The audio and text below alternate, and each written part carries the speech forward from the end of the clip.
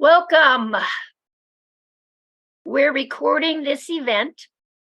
If you don't wish to be recorded, please turn off your video. We're very excited to see so many people and so many new faces. Thank you for coming.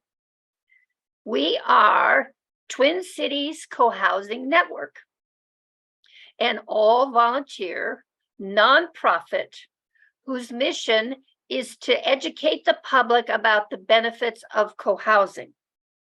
Our theme is catalyzing cohousing in Minnesota.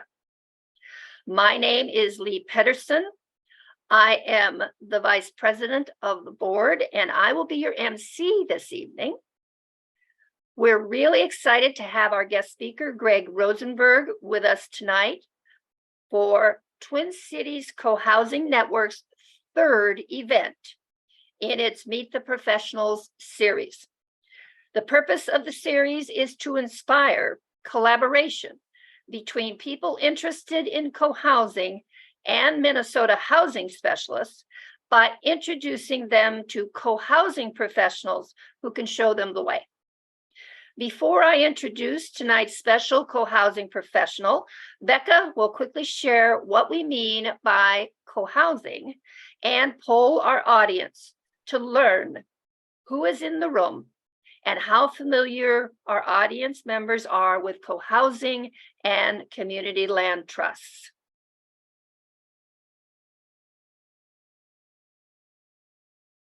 So cohousing is an intentional collaborative neighborhood. It combines private homes with shared spaces, supporting an active and interdependent community. Cohousing is not a financial or legal model. It's a descriptive term emphasizing the active participation of residents in everything from design to governance. Now let me introduce Greg Rosenberg.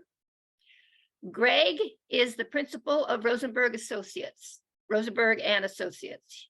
He serves as the coordinator for the Center for Community Land Trust Innovation, whose mission is to support the work of CLTs through documenting the history of the movement, conducting and supporting research, as well as providing assistance to innovative efforts around the world. According to Greg, people understand the importance of permanent affordability. We can create a stock of affordable housing that will be there 50 to 70 years from now. Hyperinflation of home prices is less likely when the land underneath is permanently held in a community land trust, a CLT, while the houses themselves are owned by the homeowners, according to land trust advocates. This presentation will focus on how to incorporate affordable housing into cohousing, the importance of partnering with nonprofits, and the desirability of work with CLTs in particular. Greg will share from his experience as a developer of Troy Gardens, a cohousing community CLT combination, and Linden Cohousing Community. They're both in Madison, Wisconsin. He has written and spoken extensively on how community land trusts contribute to economic justice. With that, I will spotlight Greg. Take mine off. All right. Good evening, everybody. Can you hear me okay? Yeah, I can hear you. Okay, good. Thank you. So anyway, I'm here to talk about cohousing, mixed income cohousing in particular, and how to do affordability and why CLTs are a good fit.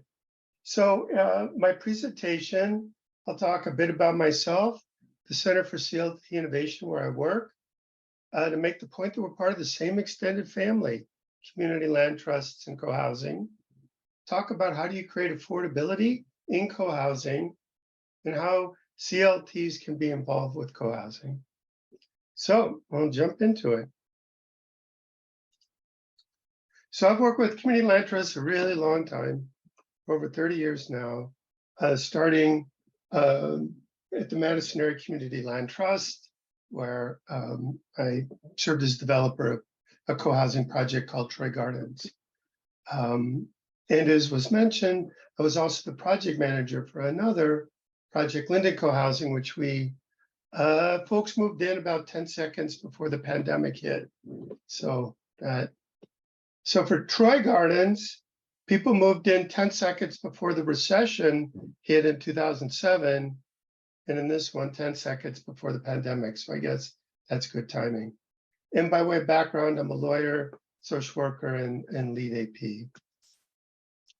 I'll talk a bit about the organization that I work for. We were established in 2018 to promote and support community land trusts and similar strategies of community-led development on community-owned land in countries throughout the world. So we're an international organization. We publish books. You could see in the back a bunch of our publications. And we publish in English and in Spanish as well. Now we have a website with a lot of information. So if you're interested in learning about CLTs, go to cltweb.org. And we have a page called What is a CLT? And that's a great place to start if you're interested in learning more. And we also have a global map that identifies CLTs in the US and elsewhere. So if you want to see if there's a CLT in the area where you want to do your project, that's a great place to look. So I said before, we're from the same extended family. So what are the things that would connect us? I think we have commitments to community, participatory governance, and sustainability. So we have an emphasis on community, but it's a bit different. In co-housing, the focus is more inwardly turned, where the focus is on the people who live there. For CLTs, we're more outwardly turned as we serve a larger community than any one housing project. Both models are involved in participatory development. That's certainly a hallmark of co-housing. CLTs generally do housing development in a very collaborative fashion with neighborhoods in which projects are located. In some cases, future residents participate in the design process, even for rental housing, which is the case in Brussels, Belgium. And then even where CLTs are doing conventional rental or conventional condo, the governance structure of CLTs ensures that the community and CLT residents are represented on the board of directors. Both co-housing and community land trusts have a commitment to sustainability, universal design, housing for the lifespan. Intergenerational housing is a very big element of co-housing. A commitment to affordability, that's the roots of co-housing in Denmark. This is a model of affordable home ownership. And then a commitment to green building, which is a shared value as well. So if we have so much in common, why aren't there a zillion collaborations between co-housing folks and CLTs? In the UK, things are a bit different because you've got strong collaborations between the national CLT network there and their national co-housing network. And there's some promising collaborations underway. In terms of the US, the only community land trust that's served as developer of a co-housing project, to my knowledge, is Madison Area CLT for Troy Gardens. What is more common is where CLTs partner with co-housing groups to steward their affordable units. And I'll talk a bit more about that in a few minutes. Now I'm going to talk about affordability, creating mixed income co-housing communities. And how important is it to you? And I don't say this to be rude. I say it because, let me ask you this. Is affordability as important as radiant floor heat or solar panels or underground parking or the common house? Because if it's not a top level priority, it will not happen. And many, if not most, co-housing projects start with an affordability goal and fall far short by the time they actually build the project. So what I just want to say is that, if you all are talking about intentional community, it might be good to talk about intentional affordability, because it doesn't just happen. Affordability these days is hard. All right, so what do we mean by affordability? Generally speaking, people are referring to the federal standards promulgated by HUD that defines affordable homeownership as serving folks who are 80% or below area median income. But then the question is, do you just care if it's affordable to the first homeowner, or do you care about the subsequent homeowners who are going to live in that same unit? And that gets to the issue of permanent affordability. And then there's the group referred to as the missing middle, which I think is probably an area of great focus for cohousing, folks who are in between 80% of area median income and 120% of median income, were priced out of market rate housing but are not eligible for subsidized housing. So the most recent project I worked on was Linden Cohousing, and where folks moved, we had move in at the end of December 2019. This group set a goal that 50% of the units would be affordable to folks at 80% or below median income. And we fell far short. We achieved 25% of the units were affordable. It took 2 years of work to secure the subsidy necessary to do that. But for our market rate buyers, we priced units so they'd be affordable to folks at 120% of median. So we were really trying to serve the missing middle as well. Now, one thing to be mindful of if you're doing a co-housing project is there an applicable inclusionary zoning ordinance? Because if it is, that requires projects of a certain number of units or more to include a certain percentage of the units to be affordable. So I did a quick check. So Minneapolis, for condominium projects, and generally that's what co-housing is a condominium. 4% of the units need to be affordable to folks at 80% or below, and they need to be priced to be affordable to folks at 70% median income. So that means people between 70 and 80% of median income can afford those units. So if you're doing a project with 20 or more units and you're in Minneapolis, inclusionary zoning may apply to you. So you really want to be aware of that. To create affordability, you need subsidy. It is impossible to serve people at or below 80% of median income without subsidy. Land and construction costs are simply too high to make this possible. They're only getting higher. I just repriced. If we were to build the same units we built at Troy Gardens in 2007, it would cost us twice as much per square foot to build the same housing. So it cost us a little over $100 per square foot then. Now it will be $200 a square foot. So that makes, for all kinds of challenges, it's challenging for affordability. It's challenging for any co-housing project, period. Those costs may trend down at some time, particularly if the pace of development slows down. But right now they're very high. Some folks try to create smaller units to create affordability, but you can't make it small enough to reach folks at 80% or below, unless you're trying to shove them into, studio units. There's just no way to do that.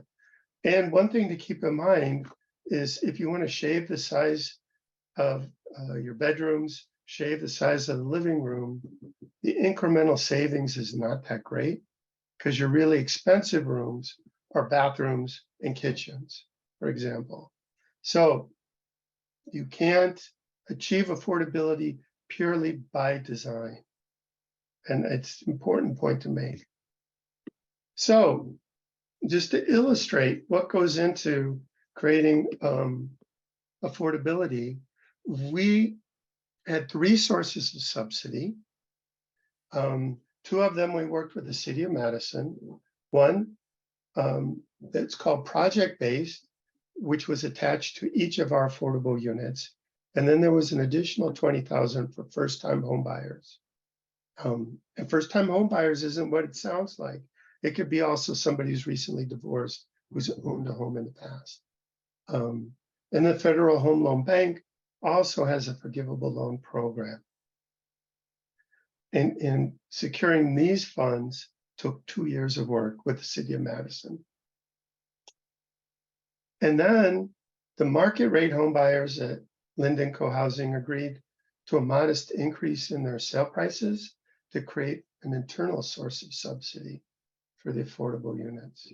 So 34 market rate units had somewhat higher prices, so we could lower the prices on 11 units. If you add it all up, that was $88,273 per unit of subsidy, both external and internal. All right, so that's what it takes. If you want to have affordable units, that's the kind of numbers you want to come up with. And the numbers are only higher, again, because construction costs are higher than they were in 2019. So some co-housing groups try to do affordability themselves because co-housing is a do-it-yourself thing. We're going to be our own developers. We'll figure out how to do affordability. I would guess that almost never works. And I've talked to a number of groups that have tried it and have not been successful. And one of the reasons is that subsidy providers want to work with nonprofits who've done this before. They don't want to work with a do-it-yourself group of well-intentioned co-housers who have no idea how to work with subsidy. It's just not going to happen. And here's an important point, is if you're going to partner, you need to make yourselves easy to partner with. So you can have all sorts of complexity within your group, about your consensus-based decision-making with sociocracy, what have you, but don't impose that on the people you're trying to partner with. Give them one point of contact that they can work with, right? Because you want to make yourself easy to partner with, because people are going to be a little leery of co-housing to begin with, honestly, unless they've done those projects before. So make yourself easy to partner with. All right, so why partner? It gives you access to subsidy you are very unlikely to be able to obtain on your own. Linden Co-Housing, we did not do with a nonprofit because we could not find a partner, but because I had substantial experience and connections with city government, we were able to make it happen, right? But that's going to be very rare. And again, it only worked because I had experience with nonprofit housing development, and I had relationships with funders at the city, as well as with lenders. All right, so say by some miracle, you talk your city into giving your small band of co-housing some subsidy. Well, you got to do a lot of work now. You got to do income and asset eligibility certifications of your home buyers, both at the time they submit a reservation and then when it comes time for them to close. You have to find lenders for them to work with. And you need to think about what's going to happen at resale. How are you going to keep that unit affordable when the home is sold? Nonprofits do this all the time, so why not work with the experts? Here's some other benefits of partnering with a nonprofit. They could boost your pre-sales. So if a nonprofit purchases, say they're going to purchase and resell some of your units, that counts as pre-sales for the purposes of your construction loan, and that's a very big deal. They bring expertise in development. They can educate first-time home buyers, and they could also purchase units and then sublease them as rentals to enable you to reach an even deeper level of affordability. So all kinds of benefits. Now, what are CLTs? So CLTs are nonprofits But what do they do that other nonprofits don't? One, we understand community at a very deep level. We have experience with participatory planning and development. And a lot of nonprofits do not have a participatory element. The people who live in their housing are not consulted prior to construction, and neighborhoods are not always consulted. All right, so from a values perspective, there's a lot of compatibility. And then we know about stewardship, so that when your affordable units come up for sale and they need to be sold to an income eligible buyer, CLTs know how to manage those resales. And then if you're subject to an inclusionary housing ordinance, where a certain percentage of your units need to be affordable, well, CLTs all around the country partner with for-profit developers to handle their inclusionary unit requirements. All right, so lots of benefits there. So now I'm just going to give you two examples of how CLTs could be involved in co-housing. Give you the example of Troy Gardens, where the CLT was a developer. This is what's called developer-driven co-housing. And to my knowledge, this is the only time in the US that a CLT has been the lead developer. So that says something. And it was complicated. It was a very complicated project. It took up a lot of years of my life. One thing when we were doing Troy Gardens is because our community land trust was putting up all the funds to do the development, we had to think through what role prospective residents should play, right? So the question is, if people are not putting up any money, should they be making development decisions? And the answer was, we consulted with people, but we held final decisions to ourselves. Because we were taking all the financial risk and we needed to do that. But we would have been foolish not to listen to folks, because if we built something people didn't like, nobody would move in. And so what we did is that once we had a lottery process for people to get units, and then once we had reservations, and we had reservations on 90+% of the units, a year before, well, 90% of the units before we began construction. As soon as people submitted reservations, we started holding monthly meetings for folks to get to know each other, to work on the condominium documents. And also, we worked with them on upgrade options, which is very important. And that got to issues like counters and cabinets and plumbing fixtures and solar panels and tankless hot water and all kinds of stuff. So even though people weren't involved in the architectural designs, they got to heavily customize their units. And so one thing I always mention is Arnstein's ladder of public participation.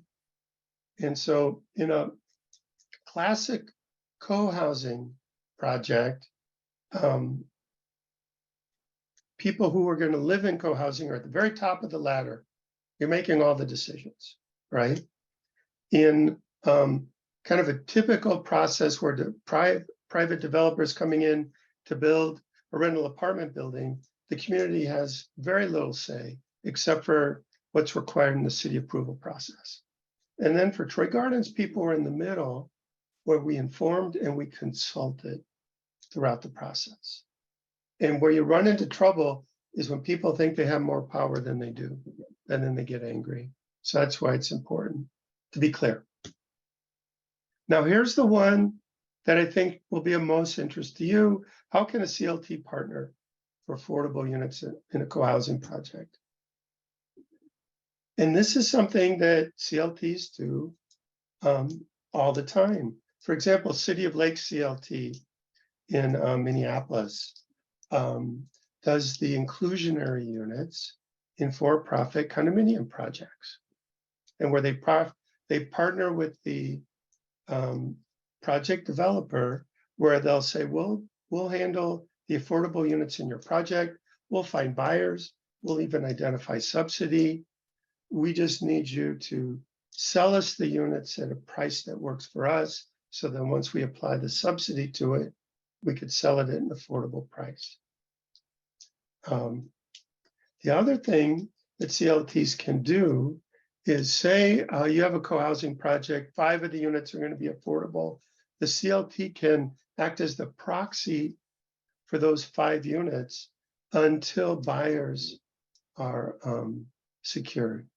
So the CLT will be involved in the early stages of a co-housing project, but once they've got reservations for those units, then those buyers will step into their shoes. And then again, the CLT could serve as the long-term steward, managing subsequent resales of affordable units. So I think this is a very promising approach, and one that I know that I think has been done at a couple places in Washington State, in particular. And that's it.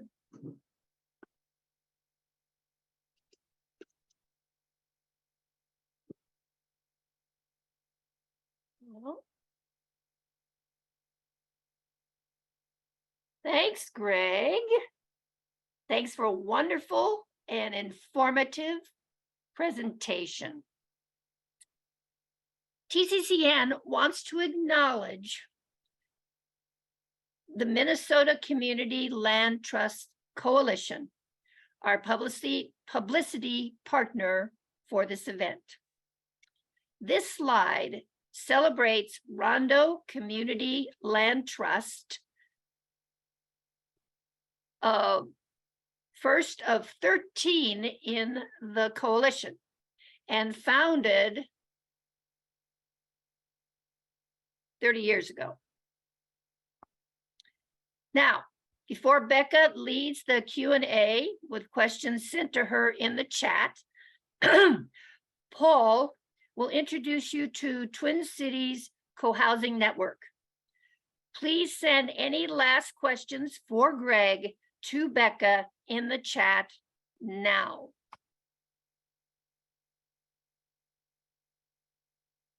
Hi, everyone. I'm Paul Weirwine, and I just want to give you a little bit more sense of why TCCN exists. The mission of the organization is to conduct education, outreach, and engagement with individuals and families and Minnesota housing-related organizations, professionals, and government agencies in order to advance the development of high-quality, sustainable co-housing communities in Minnesota. Now, the work of the organization is done by volunteers. We have our hardworking board of directors, Kathy Ehlers, president, Lee Pedersen, vice president, Lynn England, treasurer, Becca Brackett, secretary. Our events, such as tonight's program, are put together by the event circle, including Becca Brackett, Lynn England, Becca is the leader. Lynn England is delegate to the board of directors. I'm part of this circle, and then Lee is the coordinator of this Meet the Professional series. Want to mention that TCCN does empower each of its circles to act in its own domain, giving it a lot of authority to just make decisions and run with it, and it makes it a lot more fun and effective.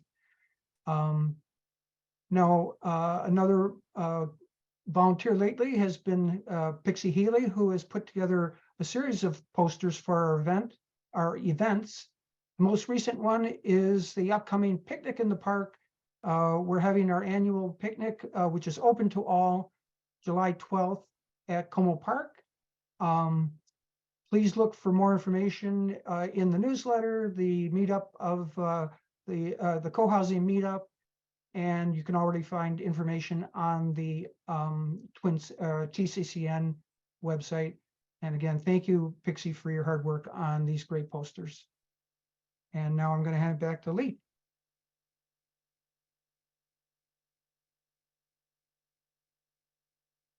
Okay, so Becca's been monitoring the chat and is going to ask questions gleaned from the submissions.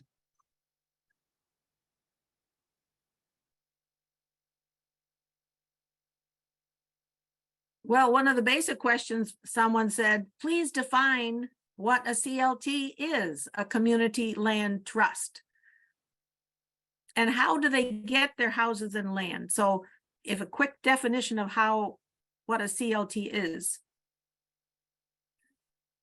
All right, so the official definition is a CLT is a nonprofit corporation that holds land on behalf of a place-based community while serving as the long-term steward for affordable housing, community gardens, civic buildings, commercial spaces, and other community assets on behalf of a community.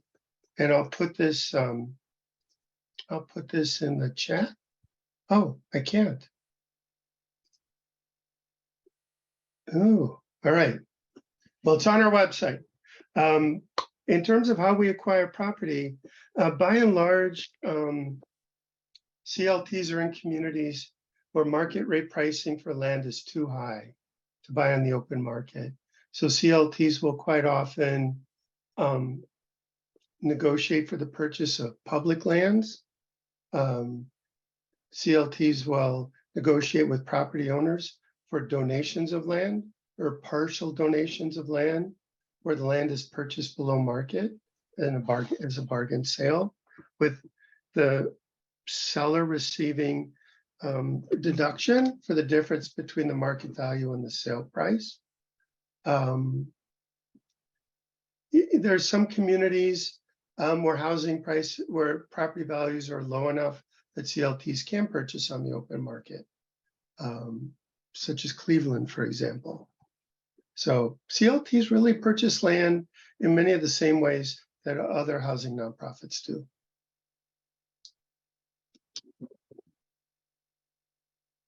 We have a question from Jake, who actually works for the City of Lakes Land Trust here in Minneapolis. And he asked, do you have a preferred resale calculation method when units sell? Yeah. So there's different approaches. One that used to be popular was an appraisal-based approach, where when it came time to sell, you would get what you paid for plus 25% in the increase in appraised market value. But appraisals are tricky, inconsistent, often not fair. And so increasingly people are going to fixed rate formulas or index formulas that are indexed to the consumer price index. So for our most recent project, the resale formula is when you sell your home, you'll get what you paid plus, I think, 2.5% per year appreciation. And that's calculated to keep the resale price affordable to folks in the same income bracket. And so when a person does decide to sell the home that was in a CLT, do they have to sell it back to the organization and that's who sells it on to the next person? Generally speaking, the CLT will assist with the transaction but doesn't repurchase. So oftentimes they'll have buyers on a waiting list that they can pull from. And so they can bring buyers to the table, which really helps in terms of having an orderly sale of the unit. Our CLT used to repurchase all our units, but we stopped doing that in 2007. And I had someone asked a question, what should she do if there's no CLT in her region and she thinks that she would like to have a house in her region that's part of a CLT? Well, if there's not a CLT in your region, there are other nonprofit housing organizations that do good work. So that's what I would look to. Starting up a whole new CLT is a lot of work. And doing co-housing is a lot of work already. But to do both at the same time would be pretty brutal, I think. And there was a question of keeping affordability with a land trust versus a limited equity co-op.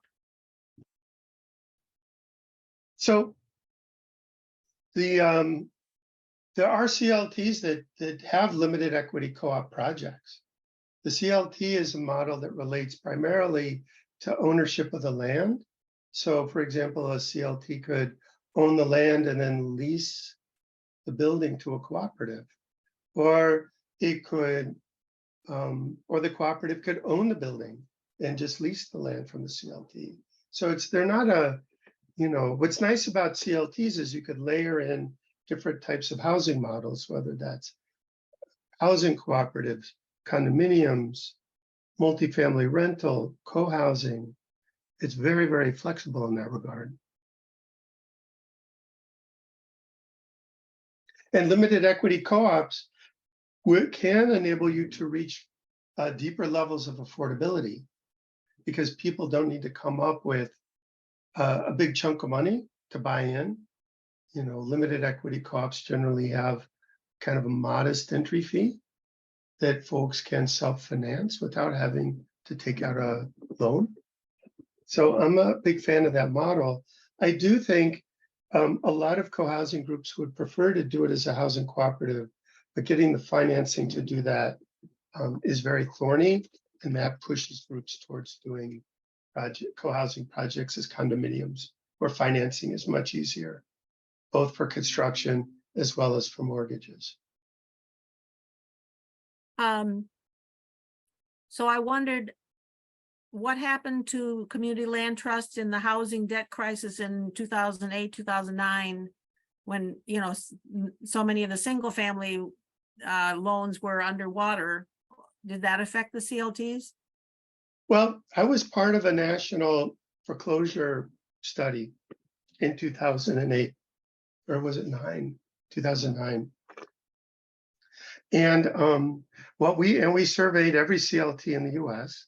We had a pretty hefty response rate. And I think the foreclosure rate for CLTs was 1/8 the national average, and was even lower for condominiums as compared to the national average. Foreclosure rates for condominiums were extraordinarily high during the foreclosure crisis. So what CLTs demonstrated is tremendous resilience during the recession, which we attributed to a few things. One is excellent home buyer education. Number two, making sure that folks were really able to cover the costs of home ownership. Three, we priced our housing to be truly affordable. And then fourth, the CLT served as a backstop when people ran into trouble. So for example, instead of your home falling into foreclosure, if you really couldn't stay there, the CLT can arrange for an orderly sale of your home so your credit doesn't get destroyed, and so that you can bounce back into home ownership at a future date. So it works very, very well in that regard. One question was about how, co-housing is, many of them have spent a lot of time in training, building social capacity, consensus, working together, and so on. And how does that occur in CLTs as well? Or since they're scattered, usually a scattered site, unlike Troy Gardens, I understand that most homes and CLTs are kind of scattered. How do they build any community among the various householders? Well, I think there's a few different ways to define community. One is within the place you're living. So, right. And then there's kind of community in terms of between CLT residents who live in different parts of the city, right? And so for me, the most important thing is kind of the cohesion within the place that you live, right? But we also want people to be connected to the organization. Some CLTs operate citywide, where people live very far from each other. Others are located in smaller communities where people are close to each other. And some are neighborhood based within very large cities. So I think it's, one thing I can say is that the role of the CLT in co-housing is, in terms of the day-to-day life of the community, CLT homeowners should be pretty invisible in the sense that not invisible, indistinguishable from other homeowners.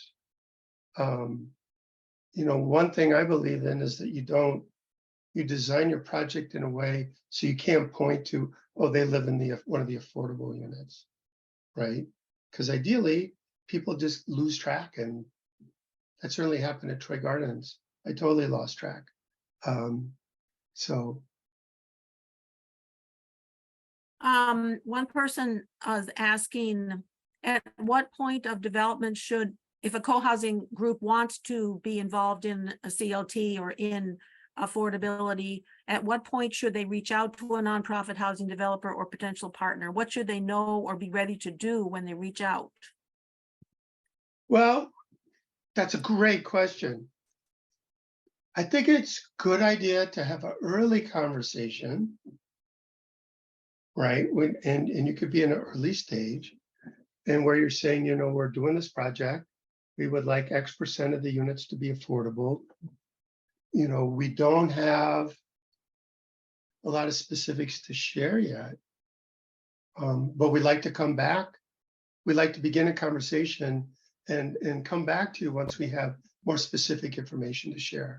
So you're introducing yourselves, but you're acknowledging that you don't have enough specifics to engage in a negotiation.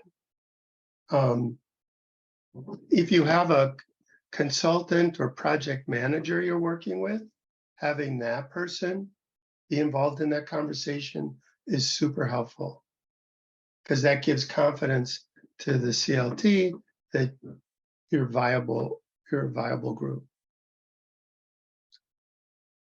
And the other thing is that there's a concept called site control, and that means you either own the property you're going to develop on your project on, or you have an option to purchase or something where you've secured the site in some way. And that's where people will take you more seriously, because you've secured property.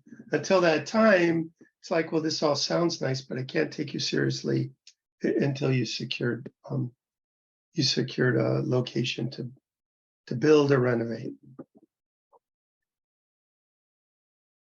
Yeah, one person is asking about generational wealth saying that in CLT, because you're only going to, if you resell, there's a limited amount of profit, that the homeowner gets when they sell. What's your feeling or, about that? Get that question asked a lot. And I think the problem is that people compare it to market rate home ownership, right? You don't get the same rate of return as somebody who buys market rate housing without restrictions. But without the opportunity the CLT is presenting, you'd be a renter, right? And your ability to accumulate wealth is radically lower. So if you think about generational wealth building on a continuum, you have rental on the low end, you have market rate home ownership on a higher end, and then CLTs will sit in the middle. Now, one thing to keep in mind too is that when it comes to affordable housing, there could be a high failure rate of folks in affordable housing. No, folks of low to moderate income in home ownership can have a high rate of failure because they're paying more than they can afford. And if they run into a bump in the road, they lose their home. So you could be in a market rate home, you lose it, and not only is your investment gone, but your credit is trashed. So for CLT, a lower rate of return with a lot more backstopping, much higher rate of success.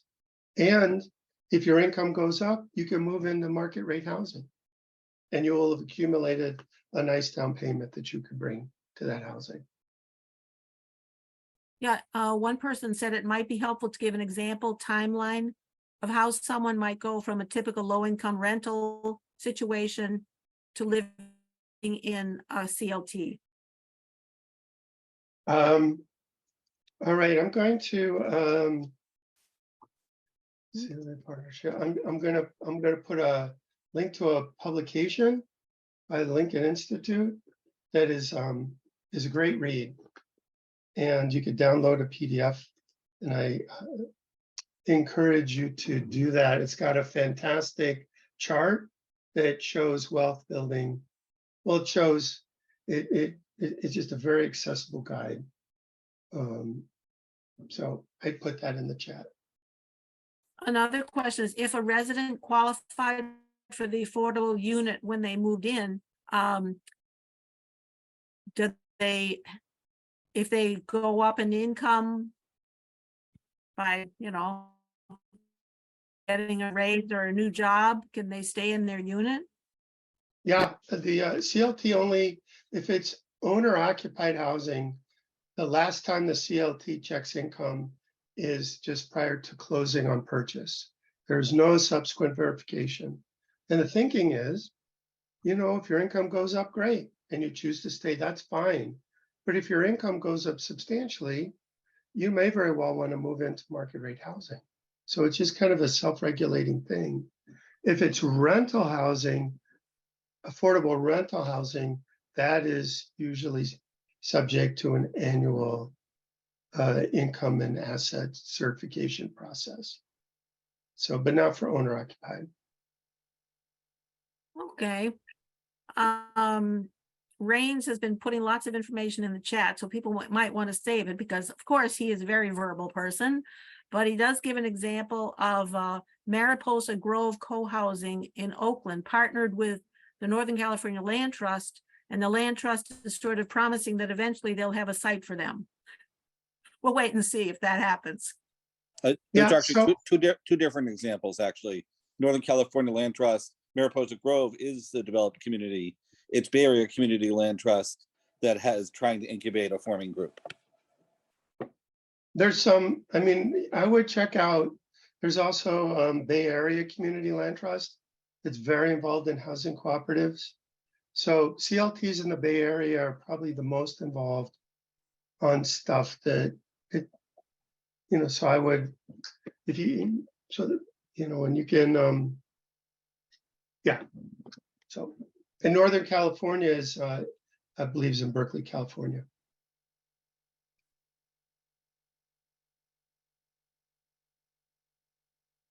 Okay, I think, well, I wanted to clarify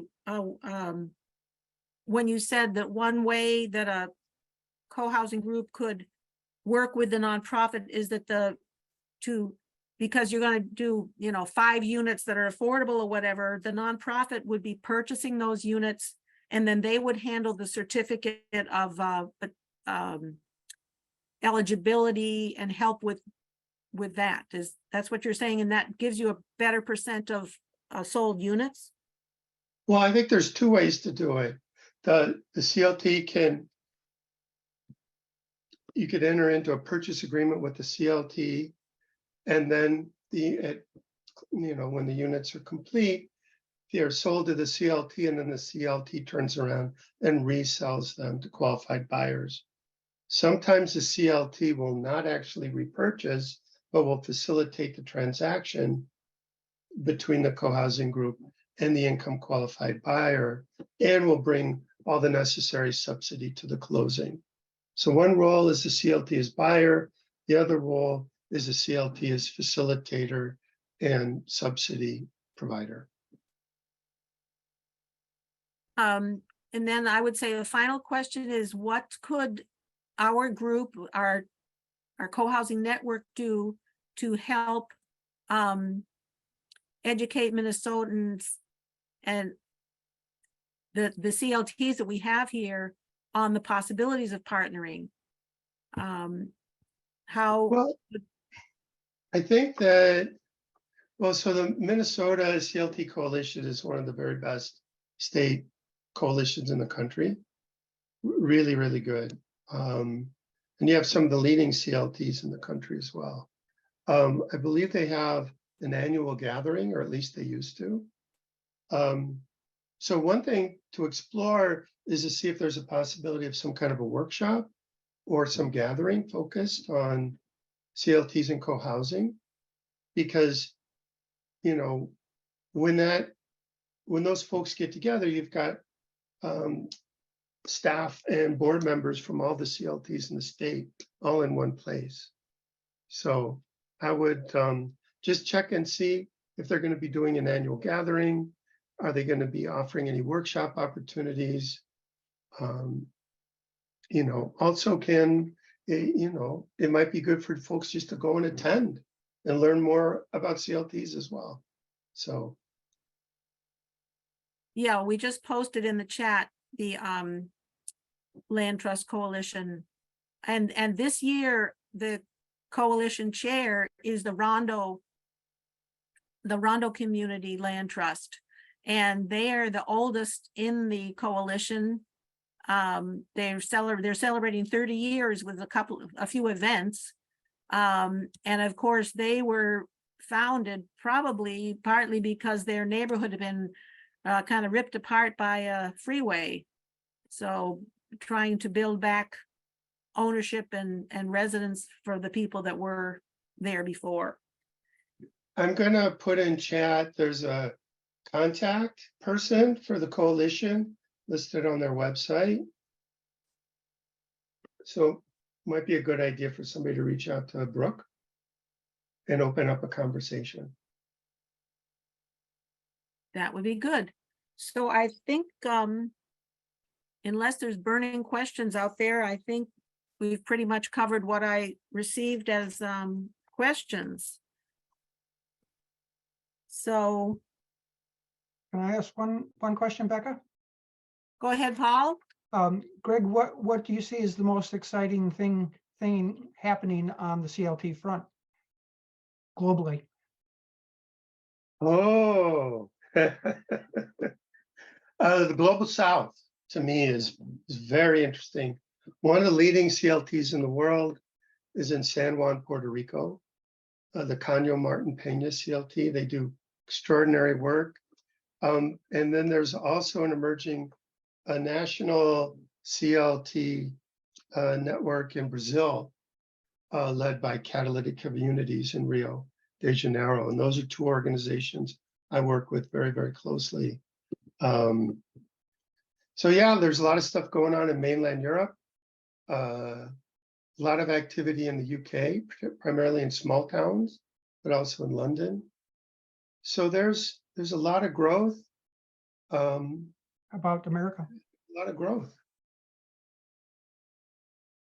and in America? Most exciting stuff in America. Honestly, most of my focus has been outside the mainland US. There are some CLTs that I'm very fond of that have been doing innovative work for a long time. You know, City of Lakes, I think very highly of. One Roof Housing in Duluth, I think very highly of. I've just worked with them over the years. There's really cool stuff going on Lopez Island off the coast of Washington State. There's Dudley Street Neighborhood Initiative in Boston, which is amazing. You know, we feature those organizations in our books. So if you're interested in kind of seeing what's going on that's innovative, if you go to our website and go to Terra Nostra Press, that's where you can find all these publications and links to purchasing. And we price all our books as low as we can to make them accessible to people. Well, that's excellent. And I will say the one last question, which is kind of unfortunate, that Troy Gardens never got a common house. Do you think they ever will? And why not? Oh, we need another hour on that one. That was kind of it's a sad tale, you know. I mean, first of all, the timing, you know, fundraising for a common house in 2007 was kind of the worst possible timing. I would say we made a decision to put more money into green features when we were building the housing. which didn't leave enough to do the common house in the first phase. Our plan was to do the common house in the second phase. And that's where we ran into some unexpected challenges. So I think there's interest in it. I think the challenge is, how do you raise funds for a building that benefits a small number of people? You know, that's a challenge. We had hoped to do it as a community center, but the co-housing community didn't want that public a use. And that made, and without it having a public benefit, it made fundraising very difficult. Yeah. And we couldn't just add on to the sale prices to cover the cost of the common house, because we needed to keep because 2/3 of the units in that project are affordable, 1/3 market rate. So we couldn't we couldn't just add 25,000 to everybody's purchase price and build a common house. Yeah. So well, that's thank you. That's a short answer. That's the short answer. And we really appreciate you coming here. And I didn't know there were 13 CLTs in the state. Now I do. Yeah, you got one of the best states there is for community land trusts. So be proud. That's right. You're a good state. Wisconsin used to be good, but the last 30 years have been rough here in Wisconsin. All right. Thank you, Becca, for moderating the Q&A. Thank you. This is the end of Greg's presentation. So, as we have created a tradition, let's give Greg our thanks and say goodbye with a wave at our cameras or hand reactions emojis. All right. Bye, everybody. Bye-bye. Okay. Thank you.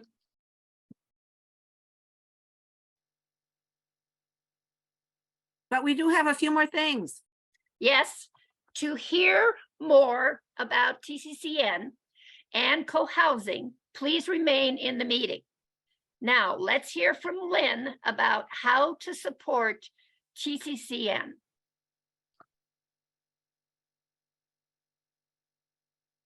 Thanks, Lee. I'm Lynn England, a member of the board of Twin Cities Co-Housing Network, and we're a very small nonprofit charitable organization. And we would like to ask for your support. Either a little or a lot goes a long way with us because we are so small. So even a very small donation makes a big difference to us. And if you're interested in our partnership with the Coho US organization, our national co-housing organization, by becoming a TCCN Coho US partner, this is for Minnesotans only, donations of $60 or more to TCCN get you the resources at Coho US, which are quite extensive. A lot of trainings and programs and recordings are available there, and many of them are free for partners. So this is a savings of $90 over getting your partnership, an individual partnership through Coho US. And this helps allow us to continue to support our national co-housing organization. Also, excuse me, if you are looking for volunteer opportunities, we can use your help. There are just 5 of us in our organization that do all of the work. So if there's some way that you can help us, like with Pixie, who has helped us with just creating a flyer for our events or helping to promote our events in another way, we can use your talents. You could contact us by email, phone, or on our website. And you might give us a try and see if your talents would be a good fit for our organization. We invite you to join a meeting, a Zoom meeting, because we're Minnesota-wide, and Lee Peterson joins us from Duluth. We use Zoom for our meetings, so it's a virtual meeting. And you can observe how we work together before you decide whether or not you would like to help us. You could also observe how we use sociocracy as our governance and decision-making process. we're still learning how to implement this and are improving our process in a small organization. So with that, I'll stop sharing and just let you know that you can look for a email in the next day or two, and that will contain the link to the recording for tonight's program, as well as some of the links that Greg provided in the chat and other information, including how you can help support TCCN. So we have a few minutes left for other further questions, and I'm going to turn it back over to Lee. Okie dokie. So it is our tradition to first ask if any groups in Minnesota have any updates to share. If you do, just unmute yourself, give your name and your community name. Cedar. Well, outside of Cedar, last Saturday, we had a little get together of different people who are trying to start co-housing groups, including Julie there. And that was very enjoyable, and sharing some of the problems and opportunities. Cedar's at this point still looking for land, and we're going to interview another commercial real estate broker to see what they can do for us. In closing, TCCN wants to acknowledge all of our donors and volunteers who made this event possible, with a special shout out to Lynn England, who has worked, well, the word diligently does not describe it, behind the scenes for tonight's event. Finally, thank you all for coming and being a great audience. We're so glad you came and hope to see you in the future. Good night.